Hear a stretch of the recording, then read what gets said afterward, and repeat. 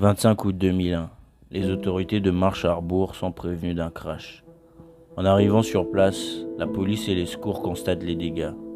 C'est bel et bien le Cessna chargé de ramener la star du R&B, Aaliyah.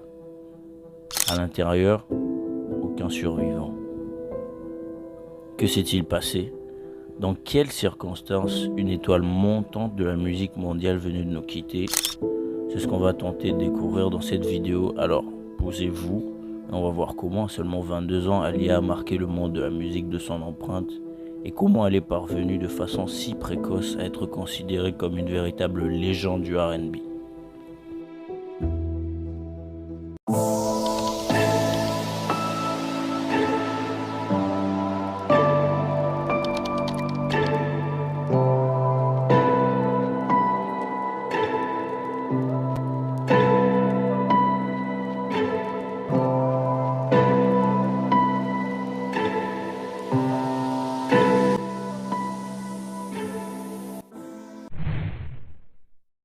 Aaliyah Dana Houghton, née le 16 janvier 1979 à New York dans l'arrondissement de Brooklyn. Elle naît dans une famille de 3 composée de Michael Houghton, Diane Houghton et Rashad Houghton. Alors, il faut savoir qu'elle a été prédestinée ou conditionnée, c'est mieux de le dire comme ça, à faire de la musique, car dès sa naissance, elle est entourée de chanteurs. Rien que de par sa famille, Diane Houghton, donc sa mère, chante et possède une collection musicale immense de R&B et de la soul. Barry Ankerson, le frère de sa mère, est un producteur. Et sa tante n'est nulle autre que Gladys Knight, une légende absolue de la soul.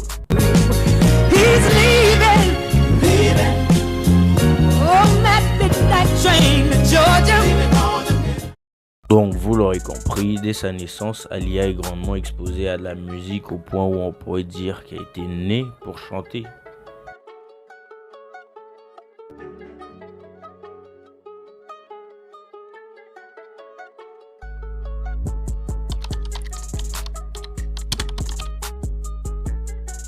On est en 1984, Aaliyah a donc 5 ans et ses parents décident de déménager de Brooklyn pour aller s'installer à Détroit dans le Michigan.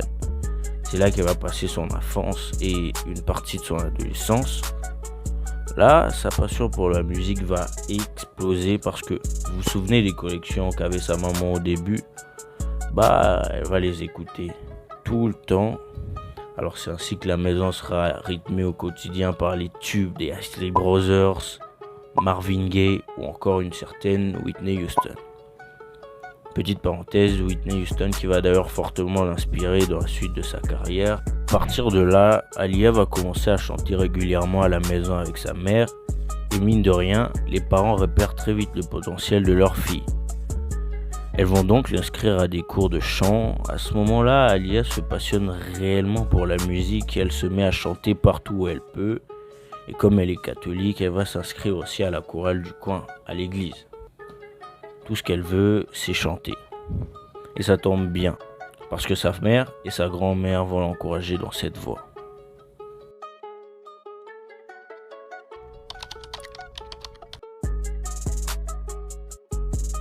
C'est ainsi qu'en 1989, ses parents vont l'inscrire à un concours de chant qui passait sur une chaîne nationale à l'époque, Star Search.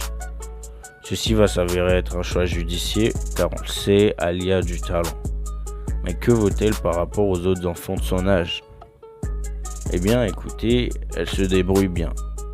Tellement bien qu'elle rejoint la grande finale de cette édition. Et parlons de cette finale. Katrina, donc l'adversaire d'Aaliyah en finale, va faire une prestation mais énorme. La soirée sera surtout marquée par celle d'Aaliyah qui choisira d'interpréter une chanson que sa mère adorait écouter, My Funny Valentine.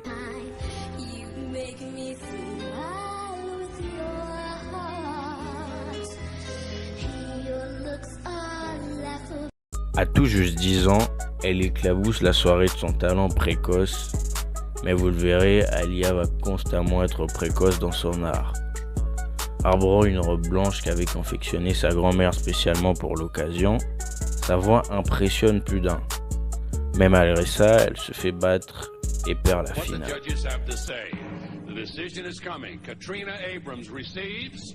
4 stars. A perfect score. Her challenger, Aaliyah Hutton, receives 3¼ stars. Petite déception donc, mais le constat est là, Aaliyah a un talent indéniable. Juste après Star Search, son oncle Barry Ankerson, qui est producteur, va la prendre sous son aile et me la manager pour la faire produire sur scène à Las Vegas durant plusieurs soirées aux côtés de Gladys Knight, sa tante. Elle n'a alors que 11 ans et se retrouve déjà à partager la scène avec l'immense star qu'est Gladys et parfois même faire des prestations solo en plein milieu de spectacle. Seul coup dur à ce moment-là, sa grand-mère qui a toujours soutenu et encouragé meurt en 91, soit 2 ans après Star Search. Vous en doutiez, cet événement va fortement impacter Aaliyah, même plusieurs années plus après. Elle dira que elle a toujours eu une pensée pour sa grand-mère, notamment lorsqu'elle était dépressive.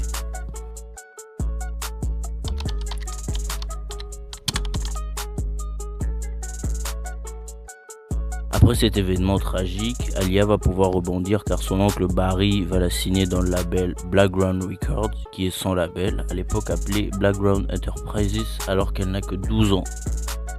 Et ceci après avoir essuyé de nombreux échecs auprès d'autres labels en voulant signer sa jeune nièce. C'est aussi lors de cette période qu'un chanteur marche littéralement sur la scène R&B avec son album 12 Play, R. Kelly. Et devinez qui est le manager de R. Kelly à l'époque? Tiens donc, ce bon vieux Barry. Encore.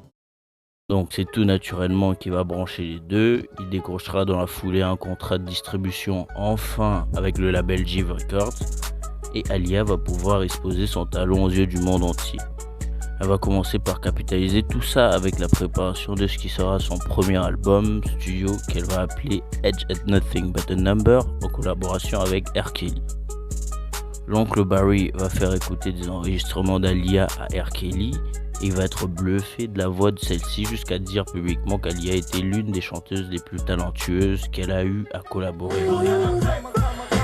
Right now I'm producing a very talented lady, young lady. She's 14, Aaliyah. Les deux apprennent à se connaître puisqu'ils passent beaucoup de temps ensemble en studio. Ainsi, ils deviennent proches. Très proches. Mais ça on verra un peu plus tard. At Nothing But a Number sort le 24 mai 1994 et c'est un succès instantané. Il rafle la totale. Dès la première semaine, il s'empare de la 24e place du Billboard 200 avec ses 94 000 ventes en première semaine, ce qui est énorme pour l'époque déjà et même aujourd'hui. Des singles comme Back and Forth, son premier single,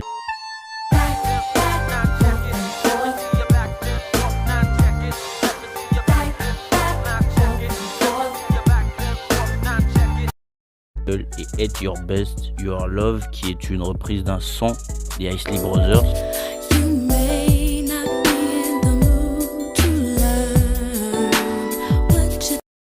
sont tous deux certifiés disque d'or. Le titre principal, Edge at Nothing But a Number, atteint la 75e place du Hot 100. The Thing I Like va devenir la bande originale du film A Low Down Dirty Shame.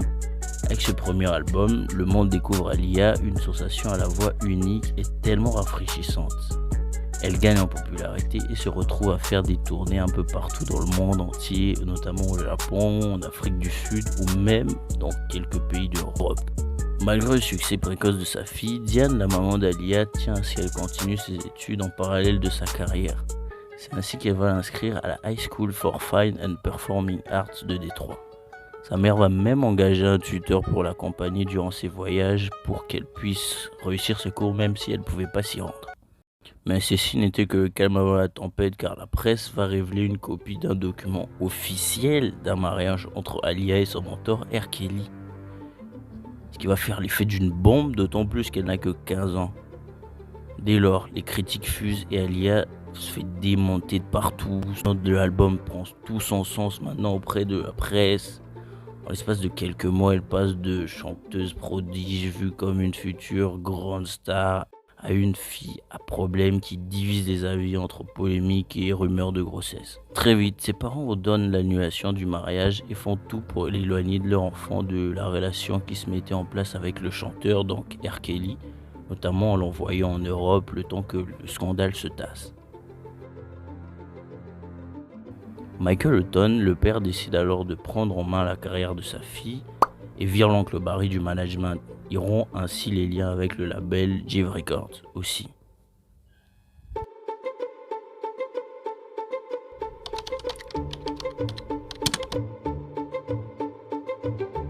Qu'est-ce qui s'est vraiment passé avec R. Kelly? Alors, pour bien comprendre, recontextualisons un peu la situation. Aaliyah rencontre pour la première fois R. Kelly lorsqu'elle a 12 ans par l'entremise de son oncle et manager Barry Ankerson. Encore. Ça fait beaucoup là, non? Mais ils ont réellement commencé à se côtoyer lors de la préparation de son album Age at Nothing But a Number, où je vous ai dit plus tôt qu'ils passaient à cette période beaucoup de temps ensemble à travailler en studio. Justement, Aaliyah révélera lors d'une interview que leur relation ne s'arrêtait pas qu'au travail, mais que petit à petit, ils sont parvenus à créer une vraie relation d'amitié. Ils allaient au cinéma durant les pauses sessions, se voyaient même lorsqu'ils ne travaillaient pas sur leur album. Elle explique également qu'elle voyait leur relation juste comme une étroite amitié, avant l'histoire du mariage bien sûr. Après quoi, elle dira que la presse a un peu exagéré sur tout ça et a transformé leur amitié en quelque chose de beaucoup plus personnel. There was this terrible rumor out. What is the deal with you and R. Kelly? Are you all married or not? No, I'm not married. Robert's doing his thing, I'm doing my thing. He's a great producer, great artist who I do admire, and there's nothing there. R. Kelly de son côté niera lui aussi le mariage lors d'une interview des années plus tard. Je pense que vous commencez à comprendre, même les deux ont été discrets sur leur relation. D'ailleurs, ils ne parleront plus l'un de l'autre, que ce soit dans les interviews ou même ailleurs. Ce qui va faire planer encore plus le flou sur ce qui s'est passé. Certaines sources parlent d'une grossesse et d'autres de mariage surprise de R. Kelly qui aurait surpris Aaliyah à ce moment-là, d'autant plus qu'elle commençait à développer des sentiments pour lui. Bref, je spécule beaucoup trop. Mais qu'est-ce qui s'est-il réellement passé? Il faut prendre ce que je vais dire avec des pincettes car ce sont des rumeurs comme tant d'autres, mais elles me semblent plus proches de la réalité de ce qui s'est réellement passé. Alors, je vais utiliser le conditionnel. Ce qui se serait passé, c'est qu'au moment où ils travaillaient sur Age at Nothing But a Number, ils auraient développé petit à petit une relation qui aurait dépassé le cadre du travail. C'est ce qui les aurait poussés à sortir de plus en plus ensemble jusqu'à ce qu'Aaliyah serait tombée enceinte de R. Kelly. Dès lors, R. Kelly l'aurait demandé en mariage pour vivre ensemble, sauf qu'elle a que 15 ans et que l'État de l'Illinois n'autorise pas le mariage pour mineurs, il aurait falsifié des documents d'identité d'Aaliyah afin qu'ils puissent vivre ensemble tout en gardant le secret bien sûr et s'occuper de leur enfant tranquillement. Sauf que l'info aurait fuité et relayé à la presse qui va le rendre public. Ainsi, quand les parents d'Aaliyah entendront ça, ils vont demander un divorce immédiat. D'où tu maries notre fille comme ça en fait. Et le divorce se conclura le 7 février 1995 en toute discrétion. Ce qui marquera également la rupture, que ce soit amoureuse et musicale entre les deux.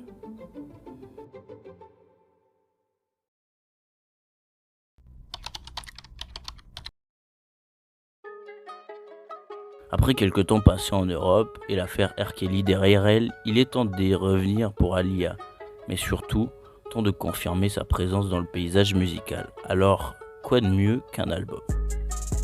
Pour ça, son père Michael, et entre-temps devenu son manager, va proposer à Aaliyah au label Atlantic Records. Et ça marche. Elle signe un contrat avec le label et va se mettre à bosser sur son deuxième album.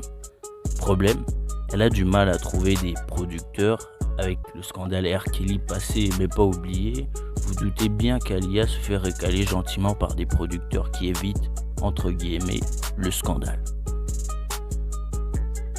Laissez-moi vous introduire deux personnages qui seront ultra importants dans la carrière d'Aaliyah. Le premier, j'ai nommé Timothy Mosley, que vous connaissez sûrement sous le nom de Timbaland, et le second, Missy Elliott. À l'époque, Timbo et Missy sont des petits producteurs et n'ont encore jamais travaillé avec de stars dans l'envergure d'Aaliyah. Donc c'est tout naturellement qu'ils sont réticents à l'idée de collaborer avec elle ou même de la proposer leurs idées qui, on va le dire, sont déjà très innovateurs et avant-gardistes à l'époque. Et on verra comment.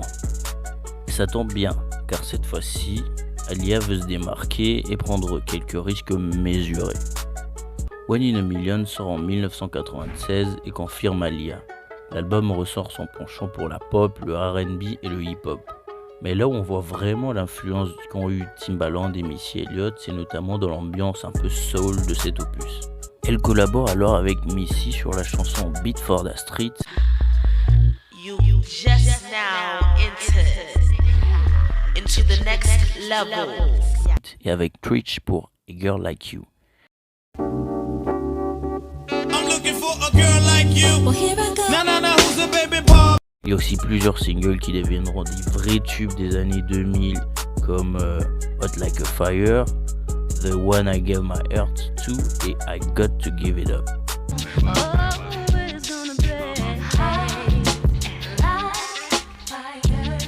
L'année suivante, en 1997, elle participe au premier single de Timbaland en collaboration avec Megu, Up Jumps Da Boogie.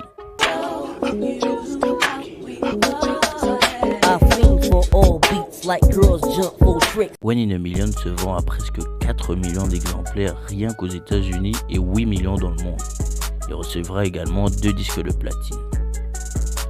Elle décroche enfin son diplôme à sa fac de Détroit avec une moyenne de presque 4,5 sur 5. Petit bémol, l'éditeur Wentz Web Pacific, c'est comme ça que ça s'écrit, poursuit Aaliyah en justice l'accusant d'avoir plagié sur What You Want Do For Love quand elle composait le premier titre principal de Age Ain't Nothing But a Number. Pas de quoi la stopper puisque c'est lors de cette période qu'elle devient inarrêtable. Elle pose ses premiers pas au cinéma en apparaissant brièvement lors d'un épisode de la série New York Undercover, où d'ailleurs elle y joue son propre rôle. Elle participe à un concert de charité organisé à New York, devient ambassadrice de Tommy Hilfiger. About Hilfiger ever since he first came out because I always felt that it was me. Well, my image is the baggy pants, little tube tops, and I've always loved Tommy, so it's great for me to model his clothes because I really feel comfortable in it. Yes, she's a beautiful, lovely young woman. Thank you, Mom. Thank you very much. Elle participe également à la bande originale du film d'animation Anastasia avec Journey to the Past. Ce qui vaudra au compositeur du film d'être nommé pour l'Academy Award de la meilleure bande originale. Et elle va jouer la chanson lors des 72e éditions de l'Academy Awards, devenant ainsi la plus jeune chanteuse à participer à l'événement. Elle est nommée au Grammy Award pour sa chanson Are You That Somebody, jouée dans le film Dr. Dolittle avec Eddie Murphy.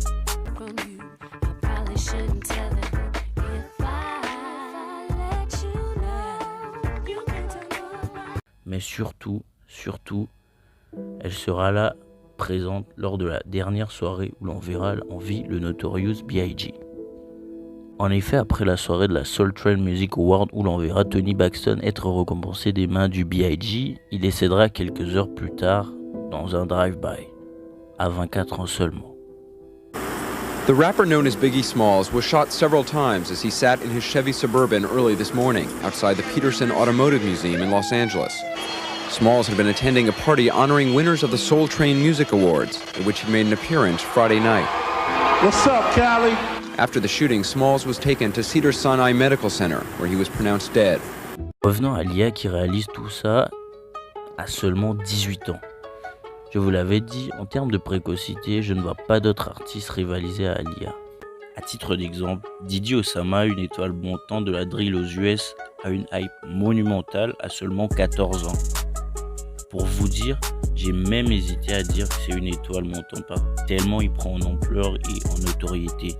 Mais je pense qu'en termes de précocité, il ne rivalise pas avec la hype que provoquait Aaliyah à l'époque. En fin de parenthèse. On est en 1999, Aaliyah a 20 ans et continue ses collaborations avec des grosses têtes d'affiche de l'époque comme Nas.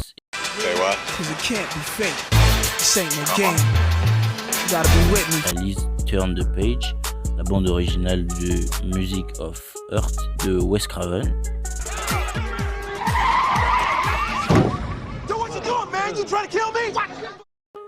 Et obtient son premier vrai rôle au cinéma dans Romeo Must Die aux côtés de Jet Li et DMX. Le tournage du film se passe à merveille et Aaliyah se crée une amitié sur le tournage avec DMX qui conduira à un featuring entre les deux artistes. Back in One Piece était né. Hey, what's up, Trish? What's up, sir? Let's talk. There we go. Okay, don't do me crazy. Okay.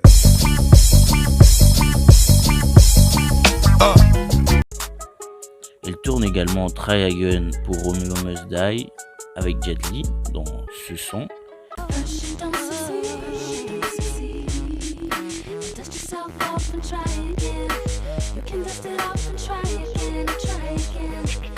Et quand je vous dis qu'il cartonne, c'est pas qu'un peu. Pour vous réaliser la dinguerie que c'est la première chanson à être numéro 1 du Billboard 100, rien qu'avec sa diffusion à la radio. Rien qu'à la radio. Est-ce que c'est bon pour vous? C'est bon pour vous? Try Again devient disque d'or et Aaliyah reçoit 2 MTV Video Music Awards avant de filer à Paris dans les locaux de Skyrock afin de promouvoir ce nouveau banger qui est Try Again et en profiter pour parler de Romeo Must Die. Toujours cette même année, elle va faire la rencontre de Damon Dash par l'entremise d'une connaissance qu'ils ont en commun. Alors pourquoi je vous parle de ça? C'est tout simplement la dernière personne avec qui va sortir Aaliyah. Elle trouve Dash drôle et ils se mettent à se voir, mais pas pour longtemps car Dash expliquera par la suite que leur relation était un peu une sorte de relation à distance, tellement les deux étaient occupés dans leur carrière respective. Il rajoute, elle était en train de bosser en studio ou tourner un film. Elle partait genre 4 mois et quand elle revenait, elle repartait aussitôt. Et ça à répétition. Moi aussi étant occupé, je bossais aussi sur mes propres projets, alors c'était difficile pour nous de trouver du temps où on se réunissait ensemble pour partager un moment. Mais quand tu es avec ce genre de personnes, tu dois en quelque sorte accepter ses absences. Mais encore une fois, je ne pouvais pas m'empêcher d'avoir des sentiments. Ce qui va pas trop s'arranger car après la sortie du film, qui est bien je trouve en passant, et je ne suis pas le seul à penser, on parle comme d'un film qui a généré 91 millions de dollars de recettes. Aaliyah reçoit un nouveau rôle qu'elle doit incarner dont le tournage se passe à Melbourne en Australie.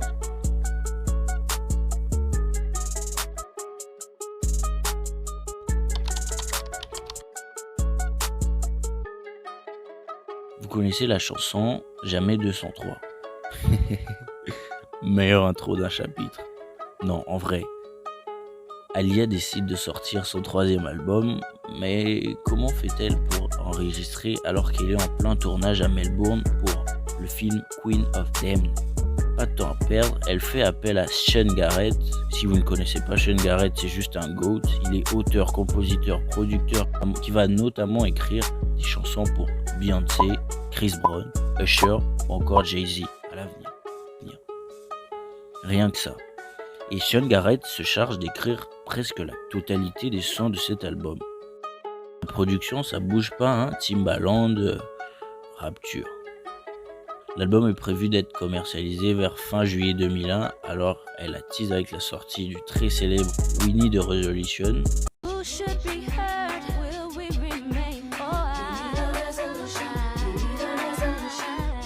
Un banger qui hype le public qui n'attend qu'une chose, la sortie de l'album.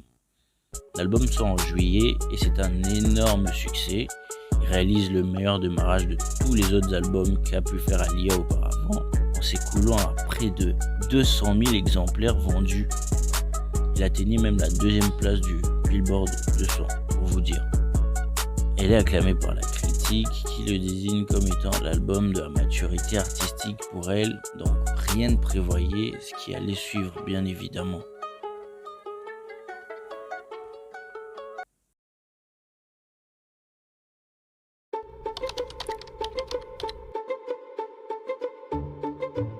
Après la première semaine époustouflante, l'album peine à se vendre subitement, sans raison.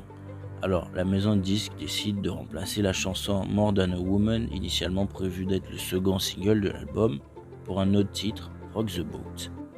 En faisant ce move, la maison de disques estimait que ça marcherait mieux sur le sol américain de sortir un Rock the Boat que un More Than a Woman par exemple.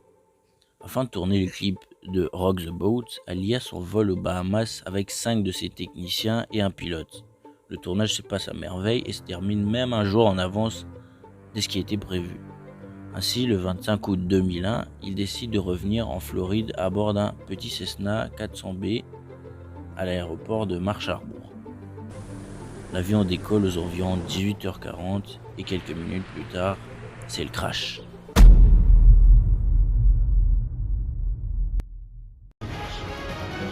The plane crash that killed a rising star in the world of music and film. Reaction today after Aaliyah and 8 others were killed when their plane went down. Les secours arrivent et le bilan tombe. Aucun survivant. Aaliyah nous quittait tragiquement et surtout très subitement alors qu'elle n'avait que 22 ans. Alors que s'est-il passé? Une enquête sera ouverte pour tenter de tirer tout ça au clair. Il sera révélé que le chargement en passagers et en bagage dépassait de, tenez-vous bien, 300 kg les capacités de l'avion. Troublant quand on connaît la chanteuse qui était plutôt décrite comme quelqu'un de très prudente, qui faisait toujours attention à tout. Encore plus troublant que les 300 kg en plus, il se trouve qu'après l'autopsie du pilote chargé de ramener Aaliyah et son équipe, ce con avait consommé de l'alcool et de la farine, tout simplement. Autant vous dire que c'est grave, surtout quand on transporte des vies humaines avec soi. Aaliyah, quant à elle, aurait été victime d'un coup violent à la tête qui lui aurait été fatal durant l'impact. Mais elle aurait également subi de graves brûlures qui ne l'auraient laissé aucune chance. Très vite, on avance des rumeurs de complot qu'on aurait organisé pour l'éliminer. Bref, ça part un peu dans tous les sens. Ses funérailles sont organisées à l'église Saint-Ignace de Loyola à New York. Plein d'artistes avec qui elle a collaboré ou pas d'ailleurs vont lui rendre un dernier hommage, notamment Timbaland, DMX ou encore Jay-Z.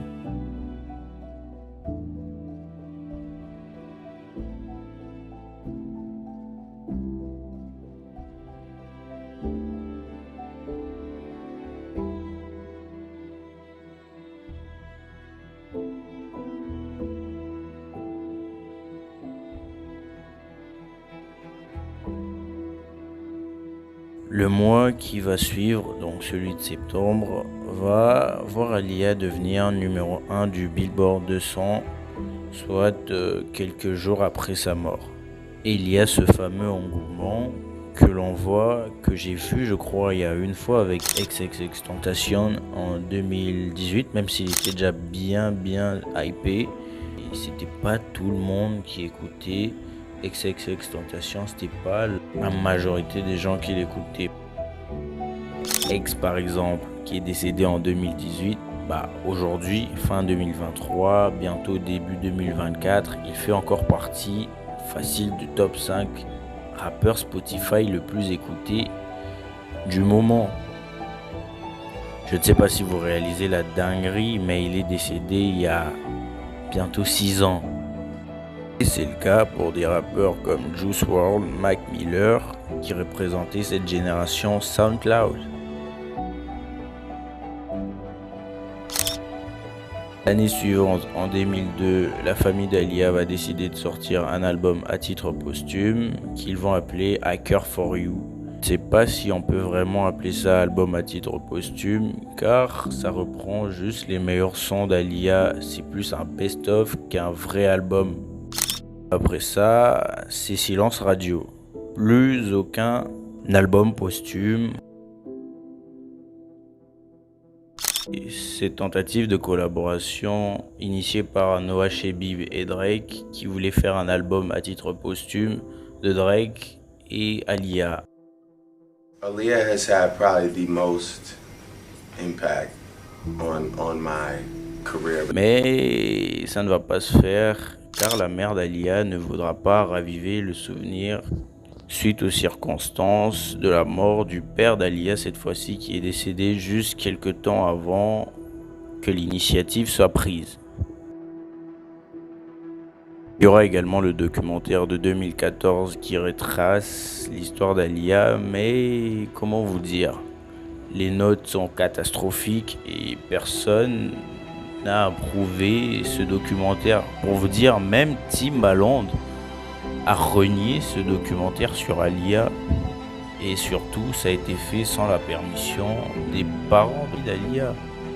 Après ces deux tentatives ratées de tenter de rendre hommage à l'une des têtes les plus reconnaissables du hip-hop des années 1900 et 2000, il n'y aura plus rien. Et ça sera silence radio toutes ces années jusqu'à nos jours. Alors, on va revenir à une question qui est quand même assez légitime.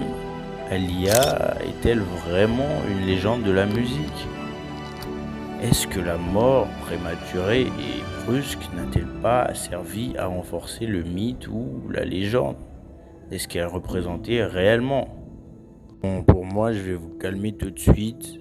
Est-ce que la mort brutale et subite ont servi à renforcer ce qu'elle était déjà ? Peut-être. Mais Aaliyah est-elle vraiment une légende ?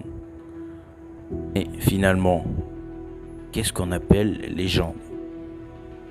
Dans d'autres disciplines, comme par exemple dans le sport, on vous dira que c'est quelqu'un qui a marqué son époque de son aura, sa vista, sa classe ou encore le nombre de records qu'il a battus.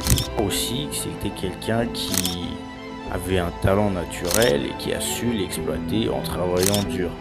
Alors si on part de cela, oui, Aaliyah est une vraie légende de la musique en général, bien que du hip-hop aussi. Parce que le talent naturel, elle l'avait et elle a su travailler et s'adapter selon son époque. On parle de quelqu'un qui a marqué son époque par ses chansons, son style rafraîchissant, sa passion pour la musique. Au-delà de ça, Aaliyah est une source d'inspiration et je ne te parle même pas de toutes ces artistes qui l'ont plagié ou samplé.